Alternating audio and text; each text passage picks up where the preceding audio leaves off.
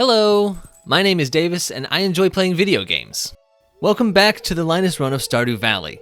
Unless, of course, you've somehow stumbled into the middle of the series. In that case, let me explain. I'm playing Stardew Valley as if I were a young Linus, starting with nothing, to prove that the community center can be completed before the player character ever arrives in Pelican Town. I spent the first year mostly fishing, but right at the end, I made some headway into the mine that should allow me to get some farming done throughout the second year. If you want more detail than that, I'd suggest going back to the start of the series. But hey, I have no authority over you, and you can spend your time doing what you please. So on that note, if it pleases you, we pick up on Spring 2, Day 1, which started out like most other first days of the season, with some clearing of space. I did the easy stuff like weeds, grass, and logs, but then I was left with a bunch of stone. I would need to use my hard-earned explosives to clear these out, but I wanted to do so in a safe and strategic manner. So I started with some experimentation to get a sense of the range of damage from a bomb and how much soil would get tilled. As a reminder, bombs would also be serving the role of hoe in this playthrough, so I'd be killing 2 stones with 1 bomb, or however that saying goes. Soon, I had a lovely little patch of soil to place the few sprinklers I had and plant my first set of crops. In this case, parsnips, as is tradition. Now I needed to add some fertilizer, because I would need 5 gold quality parsnips for the community center. But when I went to go grab some, I discovered that the seasonal overgrowth had blocked my path to the chest I needed. So, there was some delicate detonation of the rocks around my storage. I felt like a member of the bomb squad trying to surgically blast away the stone without damaging my chests. And then right after I achieved mission success, the unthinkable happened. Phew. Oh no! Oh, we're fine. We're fine. This is fine. I don't know how I got away with that, but let this be a cautionary tale about trying to interact with objects while holding explosives. Counting my blessings, I took advantage of the extra tilled soil and fertilized all of my parsnips. After placing a scarecrow to protect my precious crops, I continued to clear out some of the rocks on the farm. Unfortunately, scarecrows do not protect against bombs, and I did have a few casualties. There's a very good chance when you're farming with bombs, you're gonna explode your crops. That just happens, you know? I also had to clear a path to the bottom of the farm, which had really gotten out of hand after a full year of neglect. And then it was off to bed. It was raining on days 2 and 3, so those were mining days. Although, in retrospect, rainy days would actually have been good planting days in this run since I was out of sprinklers and I have no watering can. Oh well.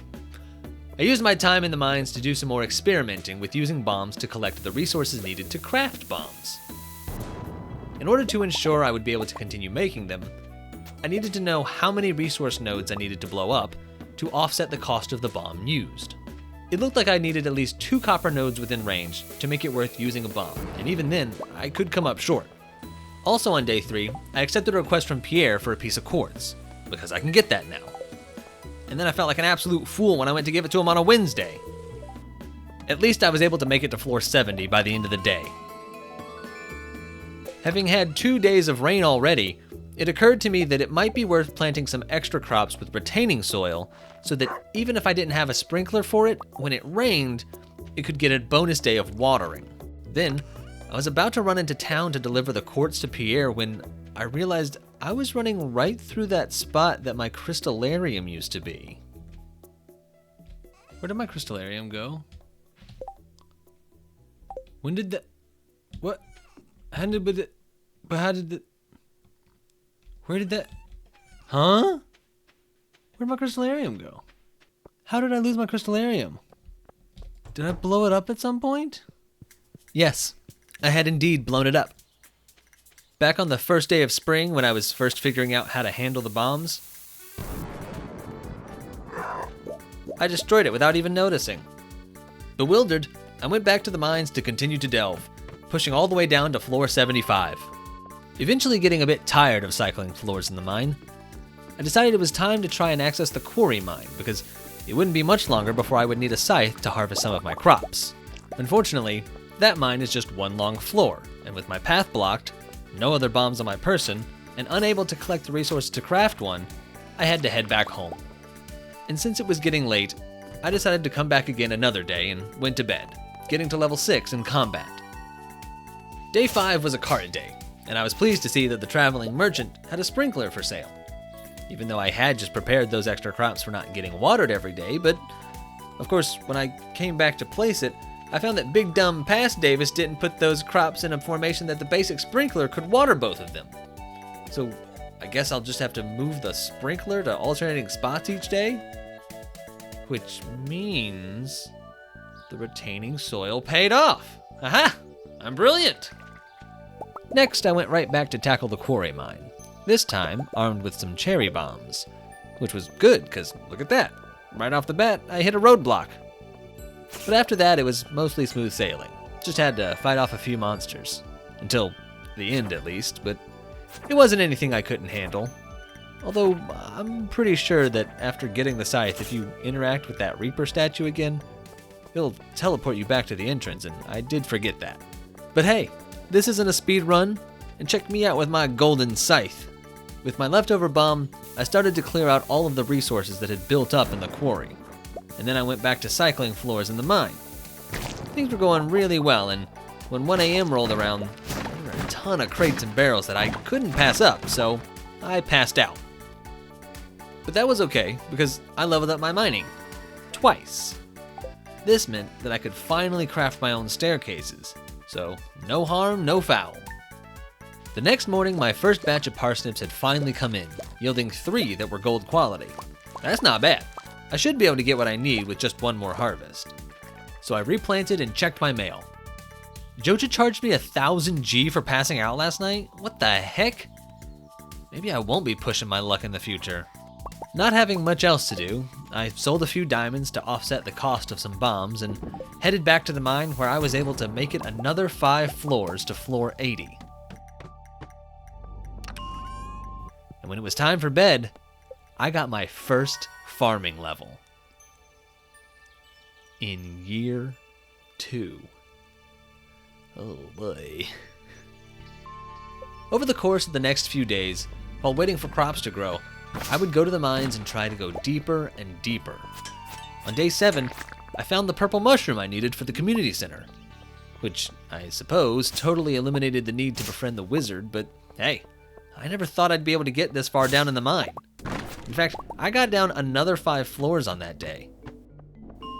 Day 8, I got down another 10 floors, getting to level 4 mining and level 7 combat. And then, on day 9, I got to floor 100 and got my second star drop. Freebies. On day 10, my parsnips were ready to harvest again, and the first 2 I pulled were gold, so my first quality crop was done. I went ahead and replanted anyway, so I wouldn't lose my fertilized soil. Then I did my daily trash check and headed off to the mine. In addition to working my way deeper into the mine, I also realized it would be important to collect mix seeds from weed nodes in the mine. This would provide me with placeholders for the tilled soil after I had harvested the crops I needed for the season. And while I did eventually make it to floor 105, it was a real struggle with lots of resets looking for weeds and free ladders. I mean, it really came down to the wire. I got my last ladder with my last bomb at 1:20 a.m. Luckily, I had just found a farm warp totem. So with a clutch teleport home, I made it to bed just in time to get my mining skill to level 5 and take miner as my profession so that I could get more resources for bomb crafting. The next day, not a whole lot happened, honestly. I got another 5 floors down in the mine and got some new purple shoes, but that was about it. Day 12 was a cart day, and when I went to check it that morning, to my surprise, there was a duck feather for sale. And since I was planning to get a rabbit's foot from Skull Caverns, if I could get a truffle from the cart, I could get away with not buying any farm buildings. This had me in a pretty good mood for the rest of the day as I made my way down to floor 115 of the mines, which meant there were no more checkpoints. 5 more floors and I'd have completed the mines. The next day was the Egg Festival, so I couldn't do my morning trash run. And since I was eager to get to Skull Caverns to look for a rabbit's foot, and I had enough stone to do so, I made the staircases I needed to get down the last 5 floors of the mine. This happened to get me the DIY achievement, which is for crafting 15 different items. I went a whole year having crafted fewer than 15 different items. That's kinda nuts when you think about it, but I guess it makes sense for this kind of playthrough. Anyway, I rushed to the bottom of the mine and picked up the skull key, just in time to go flex on a bunch of children in the egg hunt.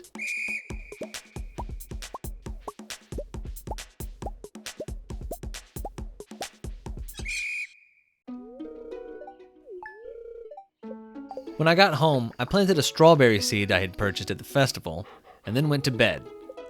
Then, while I slept, a fairy came and sprinkled some fairy dust on my crops. Oh, thank you. The next morning, thanks to the fairy, I had a lot of crops to harvest, including the cauliflower, which was the last crop I needed for the spring crops bundle. I replanted with mixed seeds and went to check the traveling cart since it was a Sunday.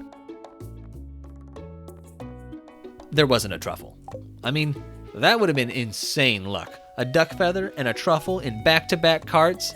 That would have been nuts. Instead, I decided to start clearing the weed nodes on the farm to replenish my mixed seed stock. Unfortunately, this did not prove to be as fruitful as I had hoped. Out of all that, I got 2. Well, that's not great. So I took a quick trip to the mines. I have it on good authority that floor 81 of the mines is a good place to whack weeds. On the way, though, I swung past the railroad tracks to see if a passing train would drop anything good. And boy howdy did it! But then it was off to floor 81 to collect mixed seeds. I would take a free ladder down if I got one, but for the most part, I just reset the same floor all day, and I still only ever got 6 mixed seeds. But I did level up both my farming and my combat. On day 15, while looking for a leek to give to Evelyn to give to George, I noticed that it was salmonberry season. Hoping to finally max out my foraging level, I picked berries just about all day. I have since learned that you don't actually get foraging XP from bush berries, which would explain why getting to level 10 has been taking so long, but even if I had known that, I think we can all agree that Linus wouldn't miss out on berry season regardless of the amount of experience he may or may not get. At some point, I took a short break to deliver Evelyn the leek that she wanted to surprise George with, right in front of George. I'm sure he'll pretend to be surprised. He's a team player like that. Day 16, I harvested some potatoes and decided I would be needing a new chest for the rest of my crops. A couple of days ago, when I leveled up my farming, I learned a recipe for crafting sprinklers, so I figured it might be a good idea to spend this rainy day smelting some of the ore I've been collecting from the mine in order to expand my crops. On day 17, I remembered I still hadn't gone to the desert to check out the Skull Caverns since I got to the bottom of the mine. So I hopped on the bus and headed off to the desert. Now, my goal here was not to progress deeper in the caverns, but rather find myself a rabbit's foot. And the best way I knew to do that was killing serpents.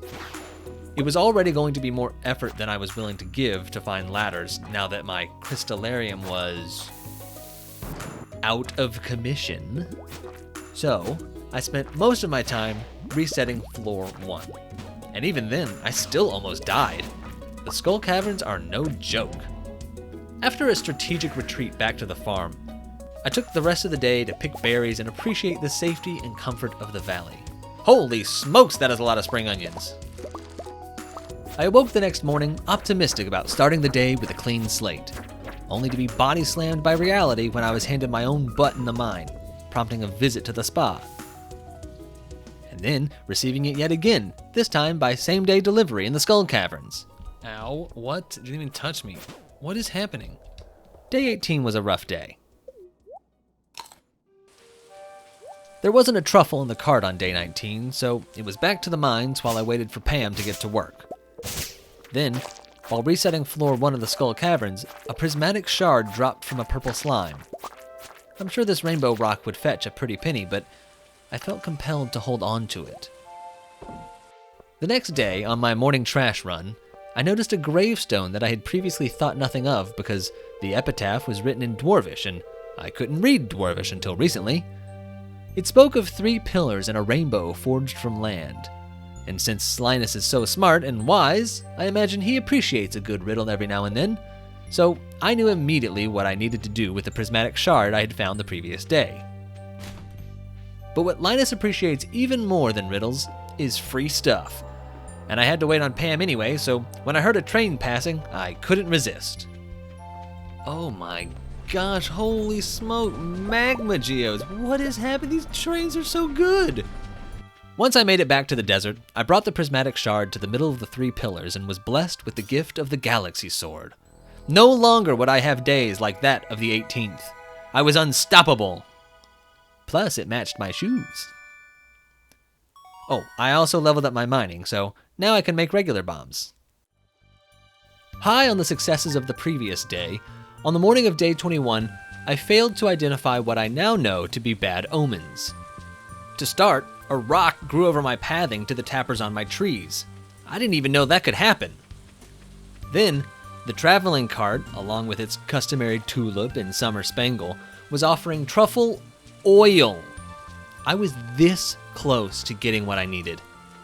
Plus, there was a thunderstorm, which is the quintessential ominous weather, but in this game, rainy days are usually a blessing, so I'll forgive myself for not picking up on that one.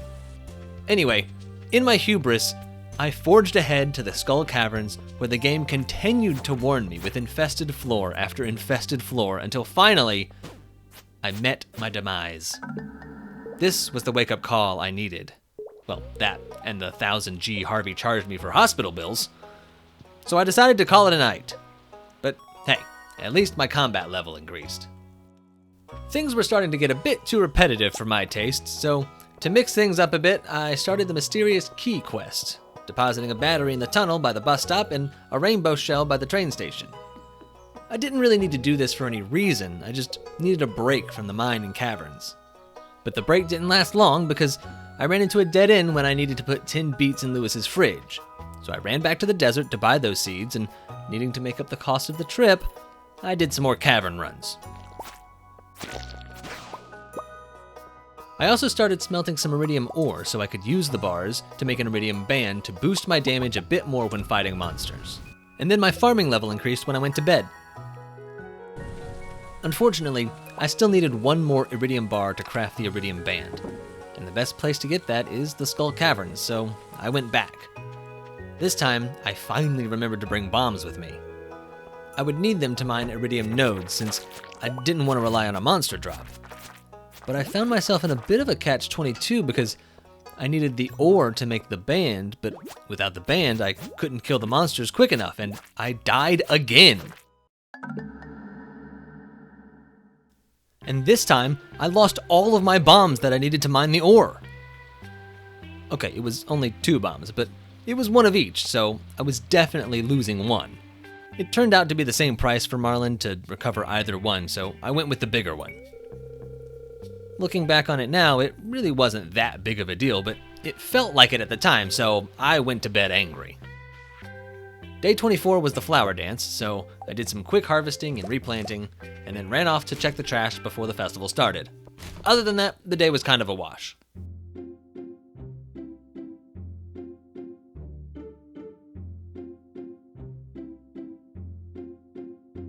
Having had a day of reprieve, I was eager to take another crack at the caverns to redeem myself, but when I went to the bus stop, Pam never showed up.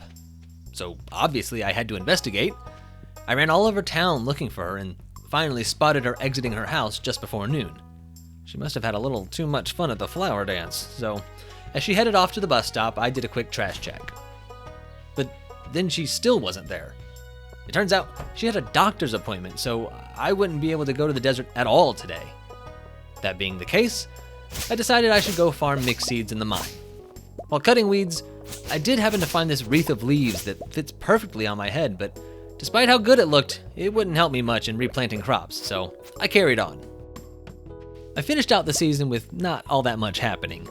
Each day I tended to my crops, checked the trash and the traveling cart when applicable, and then spent the rest of the day grinding in the Skull Caverns. On the 26th, I nearly didn't make it home when I got ambushed while trying to leave. Oh, lordy. Okay.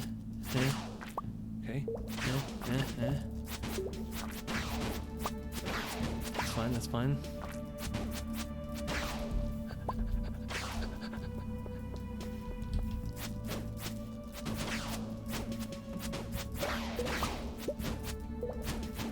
I'm gonna die.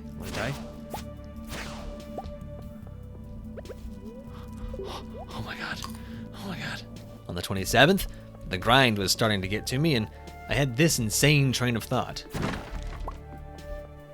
Emerald. And that is it. Chef Emerald. Love that guy. Wham. The band. Also, I got a lucky ring from a serpent, which I put on immediately, hoping it would increase the odds of finding a rabbit's foot. And when I went to bed, my mining level increased to 7. And then on the 28th, the cart goofed on me by selling another duck feather along with the usual tulip and summer spangle. As I navigated the caverns on the last day of spring, I used the time to reflect on the past season. Like always, it had its ups and downs. For one, I finally got started with some actual farming, albeit destroying my crystallarium in the process. I also got the golden scythe from the quarry mine, which I will be needing in the coming seasons. In fact, just being here in the Skull Caverns was an accomplishment because it meant that I made it all the way to the bottom of the mine. I hadn't planned to get past floor 40. And I found the Galaxy Sword. Sure, there were a few bumps and bruises along the way, and yeah, I died twice, but I think the wins outweighed the losses in this month. So with that in mind, I think that'll wrap up the video. Things are starting to come together, and I think we're almost done, but I'm getting the sense that a lot of what's to come will be pretty repetitive. Mostly just going to Skull Caverns while we wait for crops to grow, so for all of our sanities, I may combine the next few months into one video. We'll see. If you are interested in seeing how things turn out for our pal Linus here, be sure to tune in for the next video, but until then, thanks for watching.